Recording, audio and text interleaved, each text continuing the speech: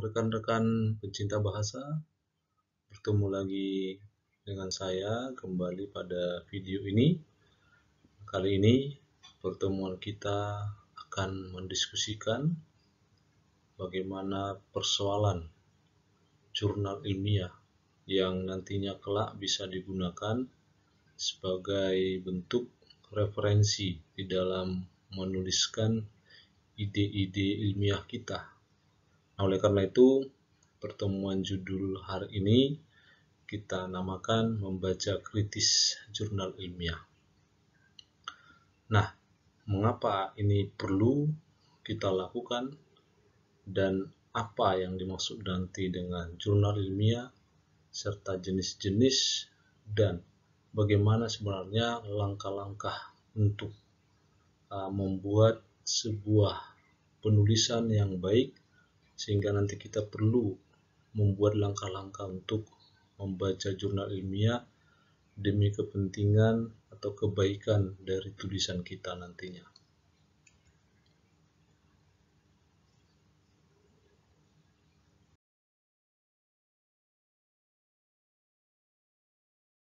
Nah, kita bicarakan terlebih dahulu pengertian umum atau konsep dasar dari membaca. Saya kira kita sudah memahami satu bentuk definisi membaca yang pada dasarnya bagi kita membaca adalah suatu proses pencarian informasi yang kita butuhkan lewat mencari atau melihat dari sumber-sumber yang tertulis. Nah, kalau kita lihat dari pendapat Tarigan, dia mengatakan membaca adalah suatu proses yang dilakukan serta digunakan oleh pembaca untuk mendapatkan pesan. Tentu juga medianya adalah tertulis. Nah, dalam konteks penulisan karya ilmiah termasuk jurnal yang kita bicarakan, tentu membaca ini sangat penting dan ini merupakan langkah-langkah yang paling penting, dan bahkan boleh saya katakan tanpa membaca maka tidak mungkin ide-ide yang akan kita tuliskan nanti bisa dituangkan dengan baik. Lewat membaca sebagai sebuah pengalaman yang baik.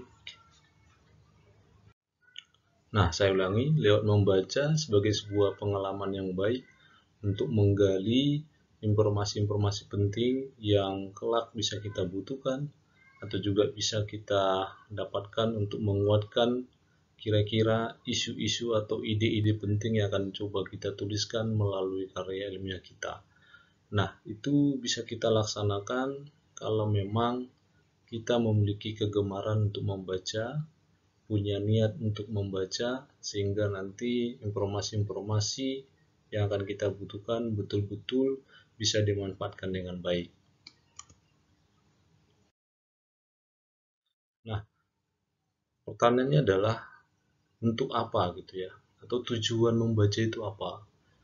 Nah, saya kira tujuan membaca, saya ulang, saya kira tujuan membaca itu tergantung pada keinginan si pembaca itu sendiri. Namun, kalau ingin kita petakan, ada 4 bagian besar tujuan pembaca itu untuk melakukan proses pembacaan. Nah, namun perlu diingat bahwa di luar dari keempat ini bisa saja tujuan membaca itu ada kepentingan-kepentingan khusus yang ingin diperolehnya. Tetapi pada dasarnya kalau kita ingin membaca, umumnya 4 hal ini yang memang biasanya akan dikejar, akan diperoleh lewat proses pembacaan itu. Nah, yang pertama tentu tujuan seseorang membaca itu adalah untuk mendapatkan sebuah kesenangan. Misalnya kita katakan untuk mendapatkan hiburan. Jadi orang-orang tertentu ingin membaca sesuatu itu ya sekadar untuk mendapatkan sebuah kita katakan dunia fantasi yang membawa sebuah hiburan tertentu, mungkin sudah penat dalam dunia pekerjaan, situasi-situasi tertentu, nah dia membutuhkan proses membaca untuk mendatangkan humor-humor tertentu. Nah itu bisa kita katakan bahwa tujuan seorang membaca adalah untuk mendapatkan sebuah kesenangan. Nah, kesenangan macam-macam ya, itu tergantung objek-objek apa atau benda atau buku-buku apa yang akan dibaca, lewat apa yang dituliskan, mungkin penulis-penulis humor atau penulis-penulis cerita lawak atau yang lainnya. Nah, yang kedua juga orang-orang tertentu akan ingin membaca karena sebenarnya membantu ingin memecahkan sebuah persoalan-persoalan. Nah, saya kira konteksnya kita dalam penulisan karya ilmiah, termasuk nanti dalam proses penulisan jurnal ilmiah, maka sesungguhnya tujuan membaca kita itu lebih spesifik mengarah pada poin ini.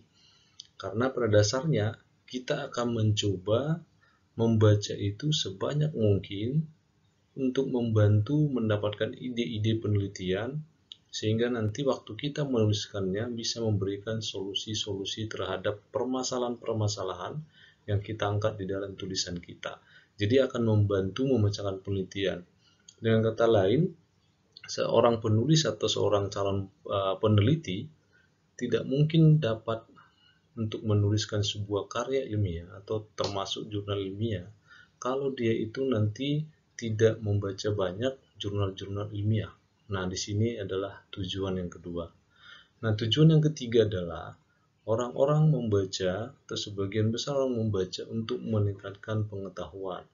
Nah, ini biasanya tujuannya adalah misalnya kita awalnya tidak tahu, ketika kita membaca sesuatu maka akan muncul pengetahuan-pengetahuan baru dalam pikiran kita. Artinya di sini kita tidak hanya fokus pada satu tema tertentu, tapi kita bisa membaca berbagai tema yang memang semuanya itu bisa mendatangkan pengetahuan. Ya minimal kita katakan itu adalah sebagai pengetahuan umum. Sehingga nanti hal-hal ketika orang lain membicarakannya, kita sudah mengetahuinya, paling tidak kita mengetahui secara umum tema-tema itu, sehingga waktu kita berdiskusi dengan orang lain kita tidak ketinggalan. Nah, kira-kira seperti itu. Nah, tujuan yang keempat adalah ketika orang membaca, pada dasarnya adalah ingin mencari informasi penting yang mungkin saja informasi itu sangat kita butuhkan pada saat ini. Ya, jadi orang membaca itu karena memang kita itu membutuhkan informasi sesaat. Artinya ada hal-hal yang memang kita harus membaca untuk tujuan kita peroleh secepat mungkin pengetahuan itu atau informasi itu. Nah, ini gambarannya secara umum. Seperti yang saya katakan tadi, bukan berarti orang-orang membaca itu hanya berfokus pada 4 ini. Nah, mungkin saja tergantung pada tema, tergantung juga pada jenis buku yang dibaca. Nah, ini bisa nanti dibicarakan lebih lanjut, sehingga kalau ada orang yang membaca akan memilih mana bacaan-bacaan yang memang dibutuhkannya pada saat itu.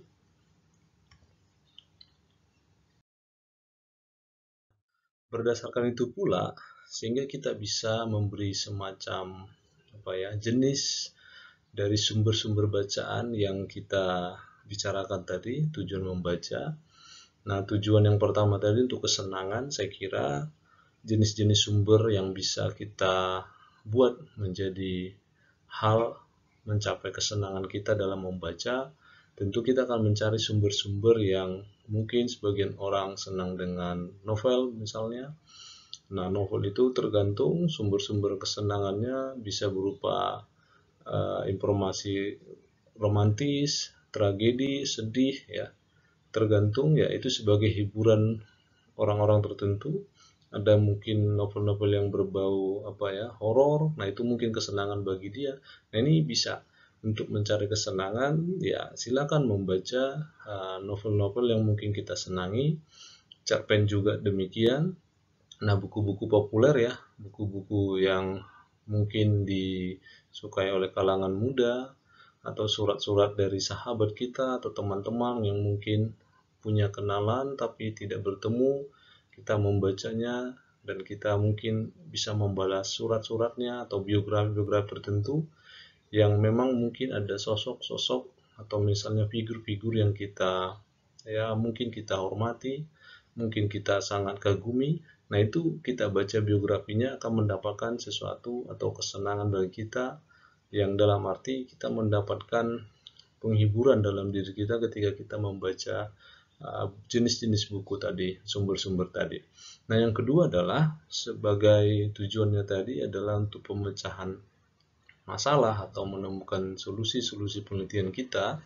Nah, saya kira di sini kita bisa membaca jenis-jenis buku-buku, juga termasuk nanti sebenarnya buku-buku yang berbau ilmiah. Intinya seperti itu. Nah, misalnya kalau Anda ingin mendapatkan ilmu pengetahuan tentang pemecahan masalah atau solusi atau ide-ide penelitian, Anda bisa membaca skripsi, Anda bisa juga membaca tesis, disertasi barangkali, atau membaca jurnal-jurnal yang memang sudah diterbitkan oleh pengelola jurnal-jurnal tertentu. Nah, ini juga bisa ya untuk menentukan mana tulisan-tulisan yang betul-betul bisa nanti mendapatkan ide-ide penelitian. Atau juga nanti kita bisa mencari dari proceeding. Nah, ini juga bisa kita temukan dari pengelola proceeding tertentu atau organisasi atau institusi tertentu untuk membaca setiap tulisan-tulisan yang termuat di dalamnya. Nah, ini tergantung pada niat kita. Bisa juga Anda mencari buku-buku ilmu pengetahuan, ensiklopedia, termasuk kamus-kamus yang mungkin membantu kita nanti dalam proses penggalian ide atau penemuan ide-ide tertentu dalam memecahkan sebuah masalah-masalah tertentu dalam tulisan kita. Nah, untuk yang ketiga, kita tadi bicarakan tujuannya adalah untuk memperoleh ilmu pengetahuan. Nah, di sini kita bisa membaca banyak ya, misalnya media-media massa, surat kabar, koran, majalah, ataupun nanti media-media yang lain, yang memang nanti kita bisa menyerap keilmuan-ilmuwan yang baru untuk mendapatkan informasi-informasi terbaru, sehingga kita tidak ketinggalan dengan isu-isu yang terjadi juga di dalam masyarakat misalnya. Nah, juga yang terakhir adalah bagian informasi. Nah, informasi ini mungkin karena kita penting, mendesak ya, kita bisa membaca beberapa mungkin iklan-iklan yang kita butuhkan gitu ya, nomor-nomor telepon, misalnya alamat-alamat rumah sakit, nah mungkin mendesak atau saat tertentu. Nah, ini bisa kita baca beberapa sumber-sumber itu sehingga nanti tujuan-tujuan membaca kita semakin jelas berdasarkan jenis sumber mana yang mau kita capai. Nah, itu. Nah, kita berikutnya masuk pada jurnal ilmiah. Nah, dalam apa sebenarnya konsep atau pengertian jurnal ilmiah? Karena memang pada dasarnya nanti dalam pembicaraan kita berikutnya, kita akan membahas lebih jauh sebenarnya dan bahkan nanti Anda akan diminta untuk menuliskan jurnal ilmiah. Nah, jurnal ilmiah itu bisa kita katakan ya seperti yang tadi adalah bentuk sumber tadi. Jurnal ilmiah itu bisa kita katakan adalah bentuk penyampaian laporan ilmiah yang memang nanti memuat tema-tema tertentu, yang dan juga jangan dilupakan jurnal ilmiah itu biasanya itu diterbitkan oleh pengelola jurnal tertentu dalam dalam waktu yang berkala.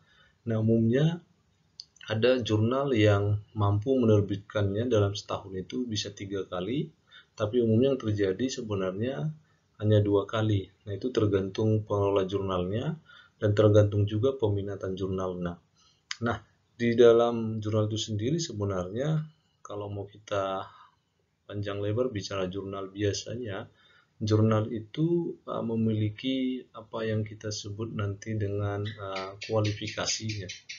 Ada kualifikasinya, kita sebut dengan istilah terakreditasi, ada terakreditasi internasional, ada terakreditasi nasional, dan ada juga jurnal-jurnal yang memang non-akreditasi. Nah, ini makanya nanti kita perlu membicarakan lebih lanjut mengapa perlunya membaca kritis jurnal. Karena di dalam menuliskan ide-ide kita, membaca kritis jurnal itu sangat dipentingkan. Ya, melihat definisinya, maka boleh kita katakan membaca jurnal atau jurnal ilmiah itu yang kita butuhkan nanti tentu adalah jurnal-jurnal yang memang valid, yang memang juga secara organisasi atau institusi bisa dipercaya, terlebih lagi nanti penulis-penulis jurnal itu. Nah, oleh karena itulah konsep jurnal itu harus diperjelas, terlebih kita nanti calon-calon penulis harus mampu memilih mana jurnal-jurnal ilmiah yang betul-betul patut kita gunakan di dalam penguatan argumentasi kita dalam tulisan kita. Nah, kalau berbicara dengan fungsi jurnal itu apa sebenarnya? Nah, sebenarnya fungsinya itu banyak, tapi saya mencoba membuat klasifikasi secara umum. Di sini saya lakukan ada 4. Ya. Ada 4 fungsi jurnal secara umum, dan ini bisa kita terapkan, kita gunakan juga bagi hal-hal yang memang kita butuhkan.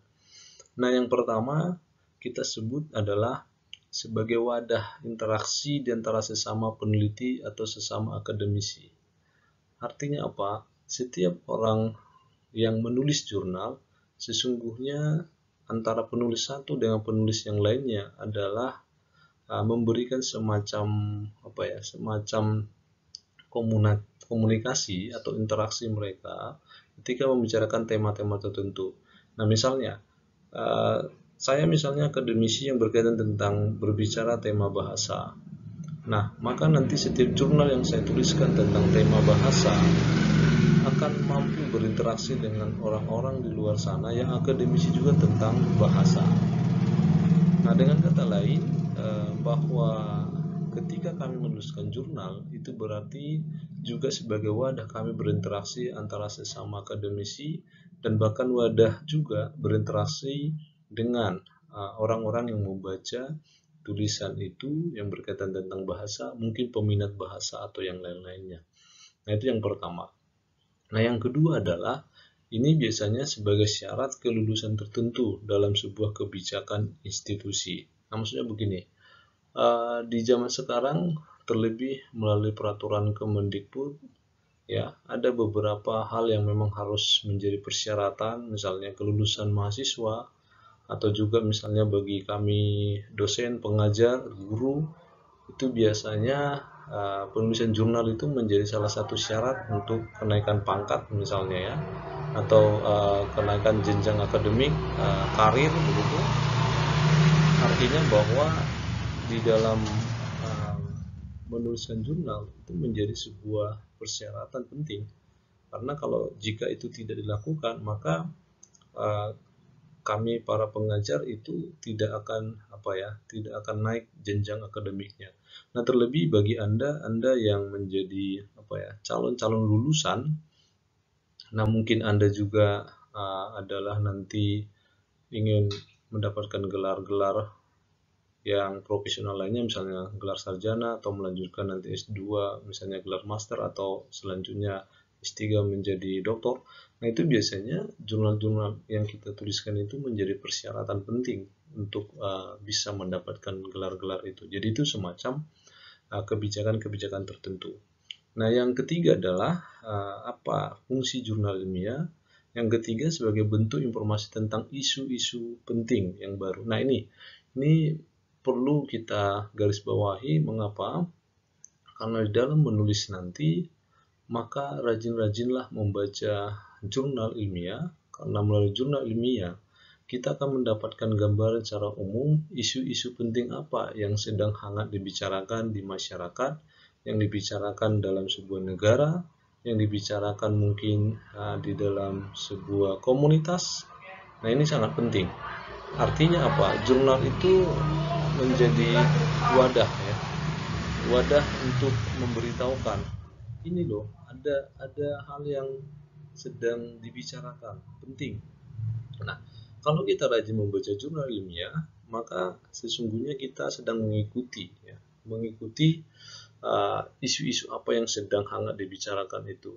Nah, apalagi persyaratannya biasanya jurnal ilmiah itu, kalau kita mau merujuk dengan konsep pengutipan, sebaiknya sebenarnya rentang waktunya itu adalah 5 tahun terakhir. Artinya maksimal nanti referensi kita membaca jurnal itu adalah 5 tahun. Karena apa?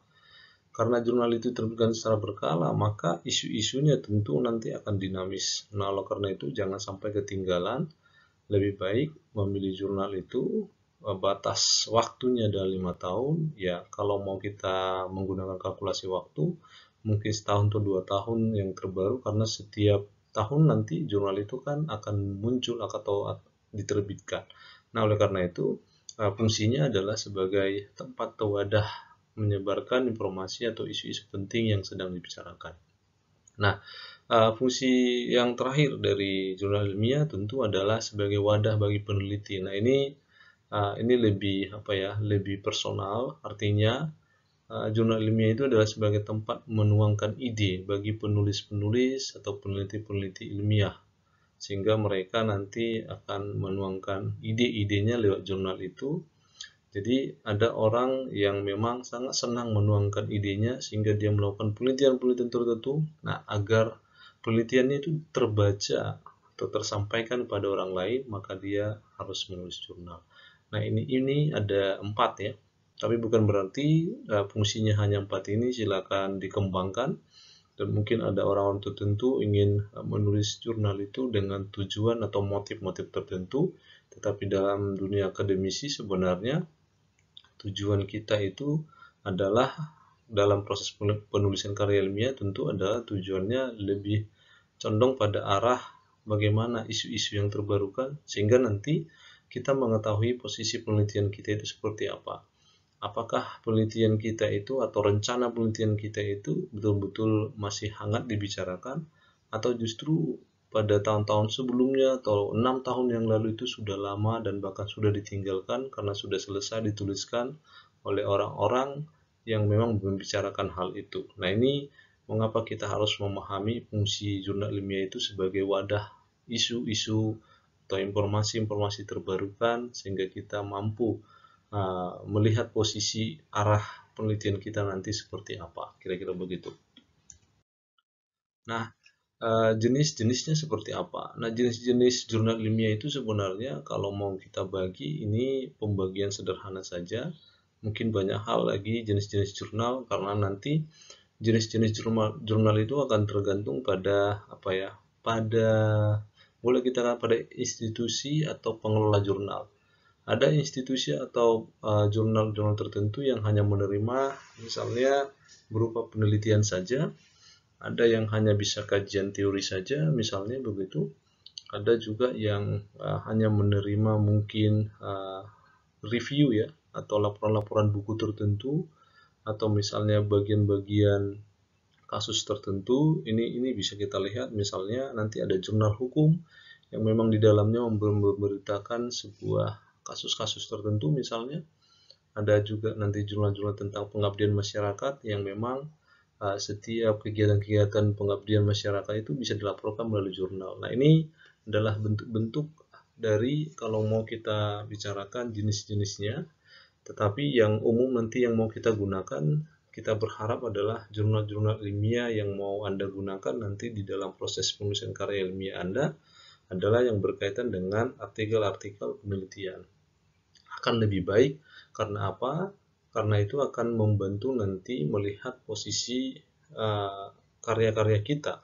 Karena itu penelitian itu sesungguhnya sudah betul-betul dilakukan penelitian yang memang mendapatkan data-data secara penting, tidak hanya sekadar menemukan informasi dalam sebuah kajian literasi yang kita sebut artikel hasil non penelitian.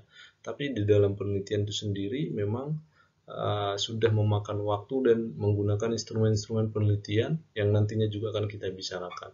Nah, ini jenis-jenis jurnal ilmiah yang secara umum kita klasifikasikan dan bisa kita gunakan semuanya, yang mana tapi yang paling penting adalah saya berharap kalau bisa ya Anda bisa menemukan atau mencari jurnal-jurnal penelitian yang di dalamnya memang ada artikel-artikel penelitian dan memang hasil-hasil riset penelitiannya itu jelas. Misalnya seperti sekarang mungkin kita tahu di masa pandemi tentu banyak orang ahli-ahli kedokteran misalnya atau ahli virus sedang melakukan penelitian, dan mereka sedang meneliti bagaimana mutasi-mutasi dari virus corona misalnya. Nah, itu adalah bisa dituangkan melalui jurnal penelitian. Nah, itu salah satu contoh, dan saya kira sudah banyak jurnal-jurnal bermunculan tentang virus corona, karena memang orang-orang di luar sana itu, atau ahli-ahli virus atau orang-orang mau yang berkecimpung di dalam dunia kesehatan, sedang berusaha untuk meneliti itu sehingga nanti bisa menemukan obat atau vaksin yang kita juga berharap segera bisa ditemukan, kira-kira begitu. Nah, ini mungkin bisa menjadi salah satu contoh jurnal ilmiah yang memang berupa artikel penelitian, dan bukan hanya tentang virus. Sesungguhnya banyak jurnal-jurnal penelitian lainnya, misalnya jurnal penelitian dalam laboratorium, dari lapangan misalnya, atau penelitian-penelitian yang lain, itu bisa digunakan. Nah, intinya jurnal artikel penelitian itu betul-betul memang sudah dilakukan dengan waktu dan tenaga yang cukup lama ya, dan cukup baik untuk menemukan nanti solusi-solusi atas permasalahan yang ditemukan. Nah, kita lanjut. Nah, lantas mengapa kita perlu membaca kritis, kan begitu? Karena memang kalau kita mau melihat isi jurnal, tentu kita pahami dulu membaca kritis itu seperti apa. Nah, membaca kritis itu tentu kita tidak bisa samakan seperti membaca untuk kesenangan ya, atau untuk mencari apa namanya penghiburan untuk diri, tidak. Tapi sesungguhnya membaca kritis itu adalah membaca secara mendalam ya, atau membaca secara reflektif atas jurnal-jurnal yang ada. Saya katakan tadi bahwa jurnal-jurnal itu tergantung pada kapabilitasnya, karena memang jurnal-jurnal itu ada yang memang berkategori jurnal yang akreditasi internasional, dan ada yang berakreditasi nasional, dan ada juga yang non akreditasi. Nah, kita sangat perlu ya melakukan membaca kritis atas jurnal-jurnal itu, supaya nanti kita itu mendapatkan sebuah keyakinan tertentu, sehingga kita tidak langsung percaya begitu saja kalau sudah ada jurnal, apalagi nanti jurnal-jurnalnya itu mungkin sudah sudah ada di tangan kita dan kita tidak tahu identitasnya. Dan di zaman sekarang teknologi, mungkin kita hanya mendapatkan potongan-potongan jurnalnya lalu kita akan kutip. Nah, itu sangat berbahaya. Jadi kita harus membaca kritis, dalam artian kita tidak langsung percaya begitu saja isinya. Kita harus selidiki secara mendalam sehingga nanti waktu kita melakukan pengutipan jurnal itu betul-betul bisa kita gunakan di dalam tulisan kita. Nah, atau pembaca itu bisa melakukan cross check silang. Jadi membaca kritis itu ketika kita membaca mendalaminya, kita sebenarnya sedang melakukan cross check silang dengan bentuk-bentuk jurnal lainnya, terlebih nanti yang memang jurnalnya itu adalah yang temanya semakna ya. Artinya tema-tema yang betul-betul berkaitan erat dengan jenis jurnal yang kita baca. Misalnya kalau tema tentang hukum, nah tentang hukum ini kan luas begitu ya. Jadi temanya kita harus cari mana tema-tema yang hampir sama, kita lakukan cross check silang. Nah, di situ sebenarnya kita sedang melakukan konsep membaca kritis jurnal ilmiah itu. Atau yang berikutnya, kita melakukan proses pembacaan dengan menyeleksi identitas-identitas atau tema-tema tadi yang saya katakan, sehingga nanti jurnal-jurnal ilmiah itu semakin banyak kita baca, kita semakin melakukan proses penyeleksian atas jurnal-jurnal ilmiah itu, apakah betul-betul memiliki kapabilitas, memiliki validitas, sehingga kita nanti kalau ingin mengutipnya betul-betul percaya begitu, sehingga dalam proses penulisan kita tidak akan terhalang dan tidak terhambat. Apalagi di zaman penulisan karya ilmiah, tentu harus kita pahami salah satu mal akademik yang mungkin bisa terjadi adalah proses plagiarisme atau kegiatan-kegiatan plagiat yang melakukan copy paste. Nah, kalau jurnal-jurnal itu tidak betul-betul kita telisik dengan baik, kita teliti dengan baik, maka kemungkinan besar kita akan mendapatkan satu pelanggaran akademik dalam menuliskan jurnal kita nantinya juga. Oleh karena itulah membaca kritis sangat penting, karena memang membaca kritis jurnal ilmiah itu tidak sekadar melihat atau menemukan jurnal, tetapi apa menjadi konten, konsentrasi isu atau keilmuan yang sedang dibicarakan, sehingga nanti akan bermanfaat bagi kita untuk meyakinkan diri kita. Nah, dengan kata lain, kalau ingin kita melakukan proses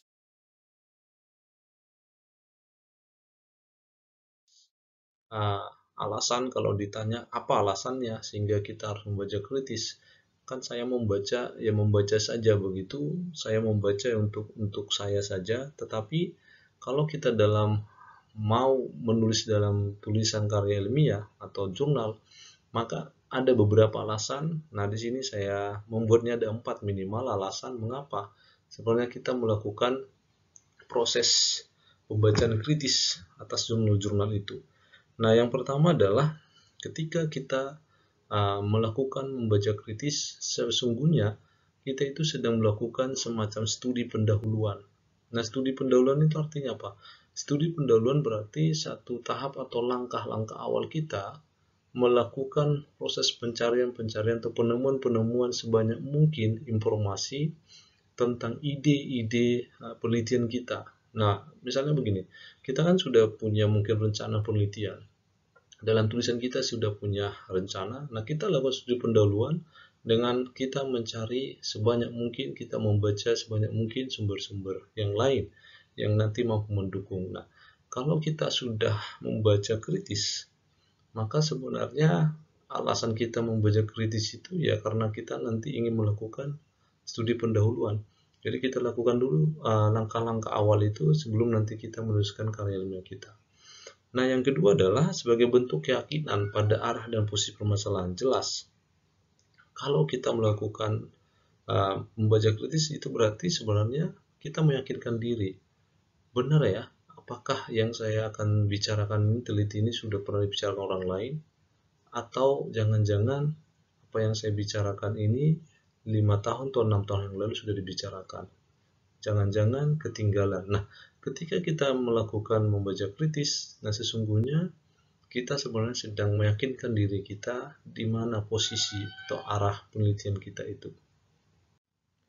Nah, kita lanjutkan. Nah, alasan yang ketiga adalah ketika kita ditanya untuk apa perlunya kita membaca kritis, tentu seperti yang saya katakan tadi, bahwa ketika kita ingin melakukan pengutipan ide-ide yang kita mau ambil, maka sesungguhnya kita harus pastikan dulu jurnal ilmiah kita itu betul-betul punya relevansi sumber dengan apa yang kita cari.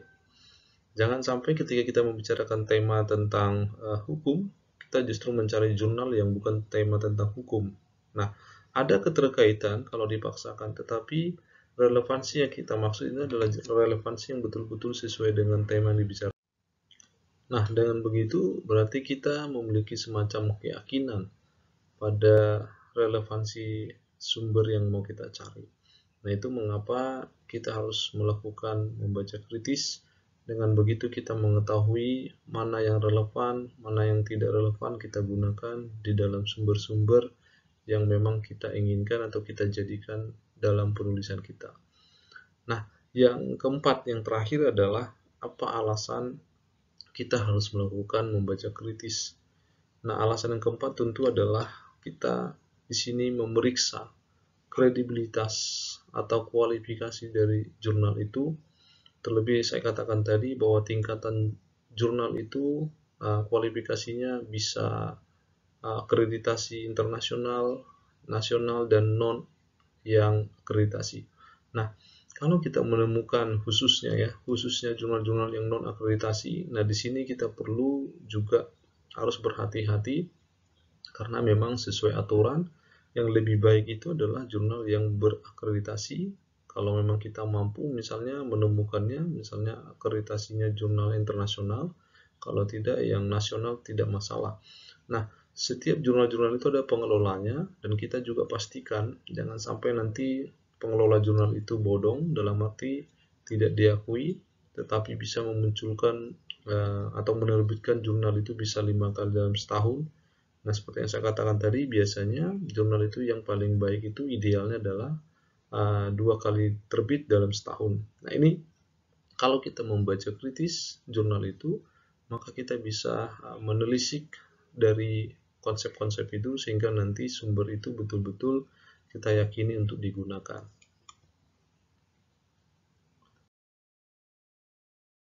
Nah, pertanyaannya berikutnya adalah apa langkah-langkah kita untuk melakukan atau supaya berhasil membaca kritis jurnal ilmiah. Nah, langkah-langkahnya sebenarnya apa yang saya berikan ini bisa mengacu pada apa yang akan nanti kita lakukan. Atau dengan kata lain, langkah-langkah ini sesungguhnya adalah untuk mempermudah kita dalam melaksanakan proses pembacaan kritis. Nah, di luar langkah-langkah ini mungkin bisa saja Anda lakukan atau Anda cari begitu, tapi bagi saya sendiri langkah-langkah ini cukup efektif ya ketika saya akan menuliskan sebuah jurnal ilmiah. Nah, langkah yang pertama apa? Tentu ketika kita ingin membaca kritis sebuah jurnal, coba kita pahami terlebih dahulu, kita kenali terlebih dahulu bagaimana sebenarnya pengetahuan awal kita. Artinya begini, bahwa ketika saya ingin membaca jurnal tertentu, saya akan mempertanyakan pada diri sendiri apa yang sudah saya pahami tentang topik ini misalnya. Apa yang saya tahu. Jadi kesadaran itu akan membawa kita nanti pada pengertian, oh berarti ada hal yang tidak saya tahu, maka saya akan mencari tahu lewat membaca kritis jurnal. Nah, itu kita pahami dulu posisi kita sebagai orang yang akan menemukan informasi yang baru. Nah, yang kedua adalah dengan demikian kita tentukan target. Apa yang kita butuhkan? Dari apa yang sudah kita kenali bahwa posisi kita banyak tidak tahu informasi tentang ini, misalnya tema tentang hukum, misalnya tema tentang katakanlah nanti tentang perhotelan, tema tentang pariwisata, misalnya tema tentang bahasa dan tema-tema yang lain yang menarik. Nah, itu kita perhatikan. Dengan demikian kita akan menentukan targetnya yang mana, topik yang mana yang mau kita cari tahu, sehingga nanti kita akan mencari jurnal-jurnal yang ada. Nah, perlu Anda ingat bahwa jurnal-jurnal itu sekarang di dalam sistem digital itu sudah jurnal jurnal terbuka, artinya bersifat OJS ya, Open Journal System. Jadi kapanpun nanti kita browsing, kita cari keywordnya saja, misalnya jurnal di institusi mana, kita bisa menemukan nama jurnal itu. Nah, artinya dan bahkan tulisan-tulisan mereka kita bisa unduh, kita bisa simpan dan bisa kita print out dan kita bisa baca dan kita bisa mengutipnya dengan baik. Nah, artinya apa? Target-targetnya sudah jelas, kita mengetahui posisinya. Nah, yang ketiga adalah kita tentukan dulu dengan Anda tadi menentukan targetnya, kita tentukan kemudian identitas jurnal yang dibutuhkan dengan cepat. Dengan saya katakan tadi bahwa sistem daring dalam jaringan atau online yang kita sebut sekarang itu sangat-sangat mudah mencari tahu nama-nama jurnal yang ada di Indonesia bahkan di dunia ya. Jadi dengan begitu Anda bisa cepat mencarinya. Nah, itu yang ketiga. Jadi tentukan dulu identitas jurnal apa yang mau kita cari. Tentukan identitasnya, siapa penulisnya, penerbitnya gitu ya, siapa juga yang mengelola, siapa editornya, siapa reviewernya. Nah, itu bisa ditentukan sehingga nanti kita bisa mempermudah proses pencarian. Nah, yang kemudian yang keempat adalah setelah jurnal itu berada di tangan Anda, maka bacalah secara cermat dan saksama ya, reflektif. Artinya betul-betul kita harus dalami isi atau konten dari jurnal itu. Nah, seperti yang saya katakan tadi, membaca kritis itu membaca secara mendalam dan reflektif. Artinya kita harus betul-betul memahami isinya, tidak sekadar hanya membaca sekali saja, tidak. Tetapi bila perlu kita harus membacanya berkali-kali sehingga kita sampai mendapatkan informasi pentingnya begitu. Dengan demikian nanti informasi itu yang bisa kita gunakan. Nah, itu yang keempat. Nah, yang kelima, setelah kita melakukan proses pembacaan berulang-ulang, maka nanti tahapan berikutnya yang kelima adalah cobalah buat catatan-catatan khusus. Ya, buat hal-hal penting yang memang mungkin kita tidak tahu, atau boleh menggunakan pulpen Anda jikalau memang jurnalnya sudah di print out atau di dalam model PDF-nya, misalnya kita ubah ke Word, kita tandai hal-hal penting. Tapi biasanya yang paling mudah adalah kita print, kita tuliskan, lalu kita buat semacam tanda-tanda tertentu, kita lingkari misalnya, atau kita buat garis bawah bahwa memang kita betul-betul kurang paham, sehingga nanti akan muncul pertanyaan-pertanyaan baru, sehingga nanti kita bisa mencari jurnal yang lain lagi. Nah, itulah catatan-catatan khusus yang perlu kita buat.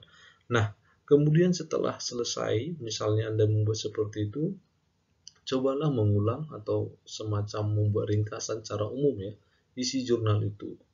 Apakah kita mampu atau tidak. Nah, dengan seperti itu, membuat ringkasan itu menggunakan bahasa kita sendiri, itu nanti akan memperkuat ya informasi yang ada dalam benak kita. Itu akan membantu kita nanti mendapatkan semacam ide yang kuat melekat dalam pikiran kita, sehingga nanti informasi itu betul-betul kapanpun kita pakai, kita akan langsung bisa memanggil informasi itu dalam pikiran kita. Nah, oleh karena itu, kalau terbiasa membuatkan semacam ringkasan, saya kira itu akan membantu nanti dalam proses kita mengembangkan kreativitas menulis kita, karena kita sudah punya semacam pengetahuan dari jurnal-jurnal yang kita baca. Nah, yang ketujuh adalah lakukan itu terus-menerus, lalu cobalah bandingkan dengan jurnal-jurnal yang mungkin temanya sama. Nah, artinya kalau misalnya Anda memperoleh jurnal yang satu dan temanya yang satu, dalam melakukan nanti ringkasannya, coba baca lagi, cari lagi jurnal yang lain dari institusi lain, maka coba bandingkan, sehingga nanti akan memperkaya keilmuan kita. Nah, itulah yang dinamakan langkah-langkah membaca kritis jurnal, dan saya kira langkah-langkah ini bukanlah langkah-langkah yang kaku, bukanlah langkah-langkah yang harus paku mati, tetapi biasanya tergantung pada si pembaca, si penulis, hal-hal mana yang perlu dilakukan. Nah, oleh karena itu tergantung pada Anda semua. Jika langkah-langkah ini bisa Anda lakukan secara berurutan, saya kira capaian-capaian yang kita nanti harapkan bisa terpenuhi dengan baik. Nah, saya kira demikian ya video pembelajaran kita hari ini. Saya berharap ketika kita membicarakan topik membaca kritis jurnal, tentu akan menjadi pemicu bagi Anda untuk melakukan proses pembacaan secara kritis. Jangan bosan membaca jurnal, dan jangan juga membaca hanya sekadar membaca saja, tapi dalami dan refleksikan. Nah, jikalau nanti ada pertanyaan-pertanyaan, silakan masuk ke forum, atau silakan kita berdiskusi lebih lanjut, dan Anda boleh juga mencari sumber-sumber lain selain sumber ini, dan untuk memperkaya informasi Anda. Nah, terima kasih untuk Anda semua yang sampai akhir video ini masih menonton dengan baik, masih mengikuti dengan baik. Semoga topik kita kali ini membantu Anda mendapatkan informasi baru tentang proses pembacaan kritis dalam jurnal ilmiah.